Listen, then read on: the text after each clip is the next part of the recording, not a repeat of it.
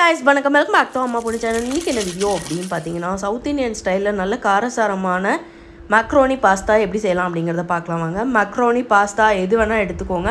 1 cup எடுத்துகிட்டு அதை வந்து நல்லா கொதிக்க வச்ச தண்ணியில் மஞ்சத்தூள், உப்பு, 1 டேபிள் ஸ்பூன் குக்கிங் ஆயிலையும் போட்டு 2 மினிட்ஸ் மூடி வச்சு நீங்கள் எடுத்து அதை ஃபில்ட்ரு பண்ணிவிட்டு ரன்னிங் டாப் வாட்டரில் விட்டு கழுவி தனியாக வச்சுக்கோங்க. 2 மினிட்ஸ்க்கு மேலே வேக வச்சிங்கன்னா ரொம்ப மேஷி ஆகிடும். இன்னொரு பேனில் 2 டேபிள் ஸ்பூன் எண்ணெய், இஞ்சி பூண்டு தட்டி போட்டு பெரிய வெங்காயம் குட்டி குட்டியாக அரிஞ்சது, தக்காளி, மஞ்சத்தூள், உப்பு, மிளகாய்த்தூள் நான் 1.5 டேபிள் ஸ்பூன் போட்டேன். உங்களுக்கு கம்மியாக வேணும் அப்படின்னாலும் கம்மியாக பண்ணிக்கலாம். குழந்தைங்களுக்கு கொடுக்குறீங்க அப்படின்னா சீஸ் வச்சு கொடுங்க.